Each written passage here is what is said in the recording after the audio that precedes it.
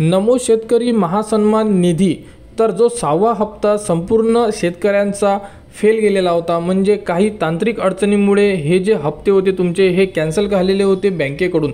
तर संपूर्ण शेतकरी बांधवांच्या बँक खात्यामध्ये तुमचा 6वा हप्ता हा जमा करण्यात आलेला आहे। तर यामध्ये जो नमोचा तुमचा 6वा हप्ता होता हा तर जमा झालेलाच आहे। त्यानंतर काही शेतकऱ्यांचे या अगोदरचे हप्ते राहिलेले होते ते हप्ते सुद्धा जमा करण्यात आलेले आहे। म्हणजे आतापर्यंत जे पेंडिंग जेही तुमचे हप्ते असेल, कोणाला 3च हप्ते आले, 3 हप्ते आले नव्हते, तर 6व्या हप्त्यासोबत त्यांना राहिलेले संपूर्ण हप्ते त्यांच्या DBT मार्फत बँक खात्यामध्ये जमा करण्यात आलेले आहे। तुम्हाला मेसेज सुद्धा आला असेल किंवा तुम्ही जाऊन स्टेटस सुद्धा चेक करू शकता।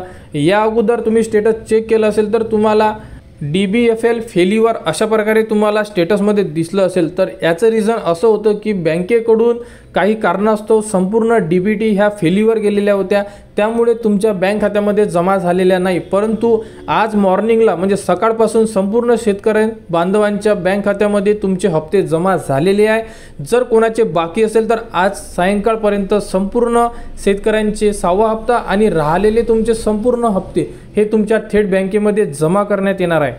आणि बँकेच्या काही तांत्रिक अडचणीमुळे जे तुम्हाला 29 तारखेला मुख्यमंत्री देवेंद्रजी फडणवीस यांनी ट्विटर मार्फत जी माहिती दिली होती की संपूर्ण शेतकरी बांधवांच्या बँक खात्यामध्ये तुमचा 6वा हप्ता वितरित करण्यात आलेला आहे, परंतु आलेला नव्हता। कारण बँकेचे क्लोजिंग असल्यामुळे संपूर्ण शेतकऱ्यांचे 6वा हप्ता हा फेल्युअर गेलेला होता। आणि यामध्ये संपूर्ण जे अडचणी निर्माण झाल्या ह्या बँकेकडून झालेल्या आहे। कारण 31 मार्च इयर क्लोजिंग असल्यामुळे तर तुमचे संपूर्ण हप्ते जमा झालेले आहेत। तुम्ही स्टेटसमध्ये जाऊन सुद्धा चेक करू शकता आणि यानंतरचे सुद्धा हप्ते तुम्हाला आता रेग्युलर मिळणार आहेत। तर संपूर्ण अपडेट मिळण्यासाठी आपल्या चॅनलला सबस्क्राईब करा व हा व्हिडिओ इतरांपर्यंत शेअर करा।